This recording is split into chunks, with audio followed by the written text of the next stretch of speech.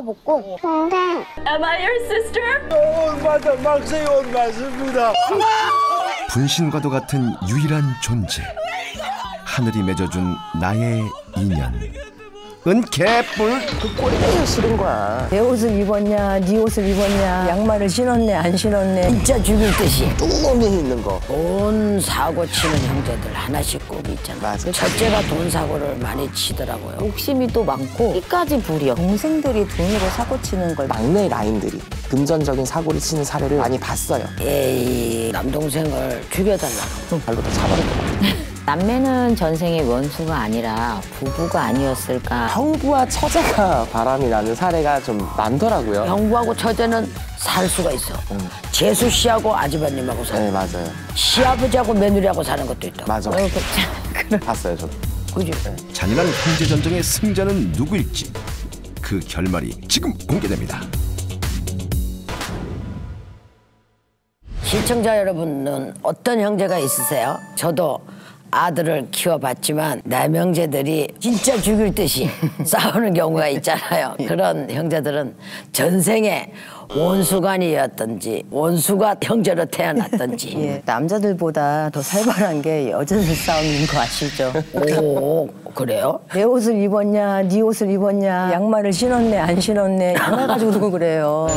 예, 근데 사람은 이게 전생에 쌓은 업보를 갖고 태어났는데 현생에 형제 자매로 다시 만나서 티격태격하고 정도 싸우면서 전생의 업보를 풀어가는 것 같아요. 맞는가 봐요. 근데 제가 아마 여기에서 유일하게 여동생이랑 저 딱 이렇게 둘만 있는 남매인 것 같은데 그렇죠. 저는 개인적으로 장단컨대 남매들 싸움이 제일 무섭다고 생각해요. 예. 이게 치고받고 싸우는 것도 중요하고 머리끄댕이 잡는 것도 중요하지만 무관심이 진짜 무서운 거거든.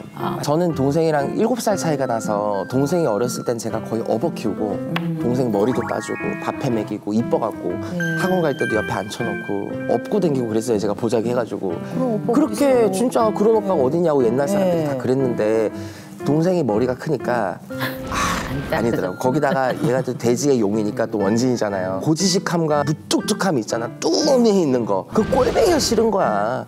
서로가 스쳐도 왔어? 가? 이게 없어. 그냥 스치고 가.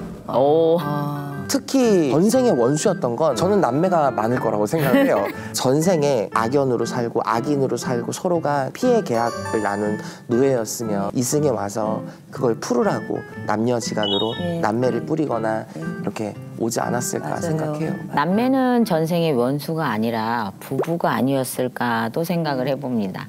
옛말에 남녀 일란성 쌍둥이를 낳으면 부부로 맺어줬다고 하더라고요. 내가 내 여동생이랑 부부였으면 나는 걸 인정을 못하겠는데. 저는 그래도 남매보다 형제들이 더 많이 싸운다고 생각했는데 음양의 조화가 안 맞아서 그런 것 같기도 해요. 형제나 자매는 양이나 음의 기운만 있으니까 트러블이 생기는 거 아닐까 하는 생각을 좀 했어요. 에이, 그런데 형제한테는 음양 상관없지 않나? 그냥 사주의 형제 인연법도 없고 사주도 강하고 보고 잘하는 게 다툼밖에 없으면 도라이 같은 생활을 산다고 생각해. 진짜. 그런데 자석도 같은 극끼리 이뤄내는 것처럼 음양의 조화는 형제관계에도 해당된다고 생각을 해요. 양의 기운끼리 부딪히면 따뜻할 수는 있지만 뜨거울 수도 있는 거거든요. 그래서 동성 형제는 같은 기운이 더 강해서 힘겨루기를 하는 성향이 되는 거죠. 근데 흔히 뭐 우리가 뭐 아들 같은 딸, 뭐 딸 같은 아들 이런 말이 있잖아요. 아들이어도 음이 많은 사주거나 성향상 세심하고 꼼꼼하고 감성적인 사주를 가진 친구들은 대부분 남자의 몸뚱아리를 하고 있어도 음기운이 많아요. 딸이 양의 많은 사주를 갖고 있거나 또 저희 동생처럼 무뚝뚝한 성향이면 양기를 채워줄 수가 있고 다툼도 적고 또 우애도 좋을 수 있다고 생각을 해요. 근데 만약 남매라도 말없는 오빠와 무뚝뚝한 여동생 이 둘의 조합이라면 뭐 이거는 뭐 음양오행을 갖다 붙이든 뭐가 갖다 붙이든 어디에서도 웃음을 찾을 수는 없을 거예요. 그리고 사실 형제 때문에 남몰래 고민하시는 분들 많으실 거예요. 많아요. 그런 분들 위해서 형제의 합을 빌어보는 무속적인 해결책도 있기는 합니다. 그런데 이 또한 인간적인 노력이 있어야 가능하죠. 맞아요. 그러니까 내 형제에게 조금만 마음을 열어주시는 게 어떨까 싶어요. 그런데 아무리 마음을 너그럽게 먹어도 절대 해결되지 않는 문제가 있잖아요. 바로 돈 문제, 지금. 그렇죠. 돈 사고 치는 형제들 하나씩 꼭 있잖아요. 맞아요. 그렇죠. 첫째가 돈 사고를 많이 치더라고요. 그 집 자체가. 부모들이 첫째라면은 무조건 올인하니까 나 역시도 그렇고 이제 뭐 둘째보다 지차보다 막내보다가 큰애한테 올인을 좀 해가 조금 날리긴 날렸는데 우리 집에 어떤 분이 오셨는데 한 지역의 일대가 그 집 재산이었어. 한 지역 일대가. 아들이 3명인데 장남이 다 해먹은 거예요. 저도 장남 장녀 그릇이 안 되는 첫째들을 많이 봤는데요. 돈으로 가장 고생하는데 돈도 제일 잘 쓰시더라고요. 이제 시댁 쪽인데요. 그래도 둘째는 그래도 자수성가해서 공부도 하고 은행 지점장도 하고 뭐 그 밑에는 다 열심히들 다 하는데 욕심이 또 많고 또 끼까지 부려. 근데 또 어머니가 그 아들만 위하고 막 이러다 보니까 조상도 필요 없어요. 대사를 이제 안 지내야 되니까 교회로 바꿨어 또. 지내기 싫거든. 자기 돈만 들어가는 것도 별로 안 좋아. 그런 경우도 또 많이 있더라고요. 저는 반대로 동생들이 돈으로 사고 치는 걸 많이 봤어요. 30대 초반인 누나가 뼈 빠지게 돈만 벌면은 이제 20대 후반 동생을 매 갖다 주고 이 누나는 내 동생이 언제쯤 정신 차리겠냐 하는데 제가 보기에는 한 20년은 지나야 될 것 같더라고요. 그러니까 그리고 남매 모두 신사주라 풍파를 겪는 거라서 동생의 부탁을 거절하는 거밖에 해결책이 없었는데 동생이라고 거절을 못하는 거예요. 돈으로 흥하고 망하는 건 뭐 서열보다 자기 사주팔자에 달린 거잖아요. 맞아요. 사주팔자의 영향이고 자기 마음먹기 맞아요. 나름인데 그래도 굳이 비율적으로 보자면 저도 막내 라인들이 금전적인 사고를 치는 사례를 많이 봤어요. 첫째 분들은 사고를 치면 그걸 이제 다시 무마시키기 위해서 내가 아둥바둥 열심히 사는데 막내분들은 그래도 오냐오냐 해주고 사고 치면 메워주고 사고 치면 메워주고 사고 치면 도와주고 이러다 보니까 무서운 거를 첫째보다는 모르는 거야. 그리고 형제지간이라도 돈거래를 하지 말아야 할 때가 있잖아요. 그쵸. 삼재처럼 운이 안 좋거나 시기나 사람에 따라서 형제 다툼이 생기는 해가 있거든요. 맞습니다. 또 사주에 돈이 새는 사람도 형제와 돈거래를 하면 안 됩니다. 그렇죠. 내가 돈을 빌려줬는데 못 받았다. 이런 상황이 한 3-4번 반복이 되면 돈이 새는 사주일 수 있는 확률이 더 높기 때문에 돈거래를 하지 않거나 빌려주는 게 아니라고 저는 그냥 생각을 합니다. 예전에 4명의 자매가 찾아와서 오빠들하고 남동생을 죽여달라고. 정말. 왜냐하면 부모님이 유언을 남기고 돌아가셨는데 아들들만 나를 다 보필해서 아들한테 다 넘어간 거지 재산이. 딸이 너희가 다 동참을 해가지고 소송 중이었는데 질 것 같아서 그만하라고 했는데도 포기를 못하고 죽이고 싶은 거야.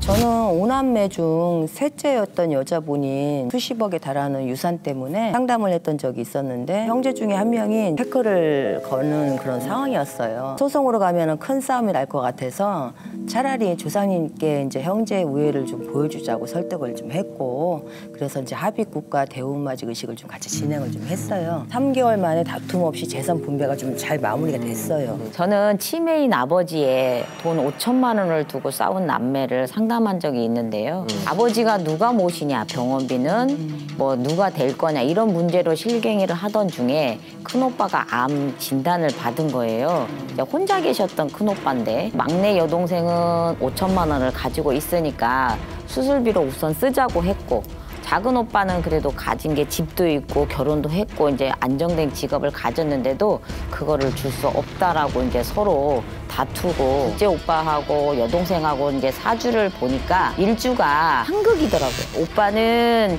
얘 너무 욕심이 많고 그러면서도 앞서지를 않는 사주.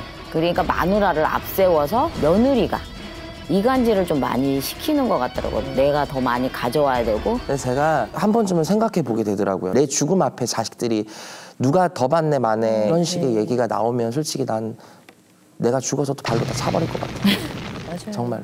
건강을 물어보는 게 아니고 이제 재산 언제 돌아가시겠느냐 그 시점을 이제 맞아요. 준비를 해야 된다. 이게 좀 많은 것 그러니까 같아요. 그 정신 700년 나온 것 같은 거다 다 돈이라니까. 저는 유산 다툼보다 부모님 봉양 문제로 다투는 게 더 막장이라고 생각하는데 그래서 저는 합이 잘 맞거나 서글서글한 성격을 가진 형제가 부모님을 모시는 게 가장 좋은 것 같아요. 저는 형제의 사주를 봐야 하는 것 같아요. 부모를 섬기지 못하는 사주가 또 있잖아요. 그릇이 안 돼. 양띠는 자기가 우선이라고 봉양을 하기가 어렵고 또 범띠 같은 경우는 욱하는 성질이 많아서 못해요. 그리고 개띠와 말띠는 착하기는 해도 내가 돈을 써서 요양사를 고용했으면 했지 직접 해주지는 못하는 것 같더라고요. 저는 시기를 잘 봐야 되는 것 같아요. 들어오시지 못하는 상황에 3살까지 끼고 들어오게 되면은 우환이 생길 수밖에 없어요. 큰아들 부부랑 살다가 큰아들이 이혼을 해서 작은아들 부부와 살게 된 이 어머니가 있었는데 학가한 그 한 해에 작은아들이 교통사고로 죽어요. 얼마 안 돼가지고 큰 손주가 또 죽는 거야. 작은 아들의 이 사주를 봤을 때 그 해는 식구가 늘면 안 되는 해. 마누라가 꿈만 꾸면 시커먼 차가 자꾸 문 앞에다 대놓고 문을 열고 나오라 한다는 거야. 그래서 우리가 이제 구설했는데 그 해 3살 대장군이 다 뭉치는 방에 일로 들어간 거지, 이 집에. 맞아. 들어와서 작은 아들 잡아먹고 손주 잡아먹고. 그리고 절대 봉합할 수 없는 형제 갈등. 하지만 알고 보면 흔한 형제 불륜입니다. 그 중에서도 이 형부와 처제가 바람이 나는 사례가 좀 많더라고요. 형부는 아내와 비슷하면서도 다른 성향을 가진 처제에게 빠지고 처제는 내 남편과 형부를 비교하면서 불륜 아닌 불륜으로 발전이 되는 경우가 있더라고요. 제가 봤던 집도 형부랑 처제가 바람이 났는데 언니를 쫓아내고 둘이 살더라고요. 언니랑 형부 사이에 애도 둘 있었어요. 처제가 키우면서 언니를 쫓아내고 쫓아내고 언니는 뭐 아예 인연을 끊고. 근데 그 애들이 이해를 할까요? 근데 애들이 오히려 지 엄마보다가 이모를 엄마라고 더 따르니까. 형부랑 처제가 이런 게 많더라고요. 근데 형부하고 처제는 살 수가 있어. 살아. 재수 씨하고 아주버님하고 살아. 네, 맞아요. 그러더라고요. 남남이라 그러고. 근데 시아버지하고 며느리하고 사는 것도 있다고. 맞아. 봤어요, 저도. 그지? 네. 그렇게 불륜을 저지르는 분들은 정신 700년, 800년 나간 게 아니에요. 그거 내 대사야. 따라해본 거예요. 따라해본 거예요. 아무리 사주가 좋고 궁합이 잘 맞아도 인성이 안 좋으면 자기네 둘만 좋지 집안 자체를 놓고 보면 전혀 아니야. 그래서 나는 막내랑 마지가 결혼하는 것도 괜찮은 것 같아요. 우리 집에 있잖아. 우리 막내 며느리가 마지야. 저도 첫째와 막내 커플이나 첫째와 둘째 커플 이런 게 좋다고 생각을 합니다.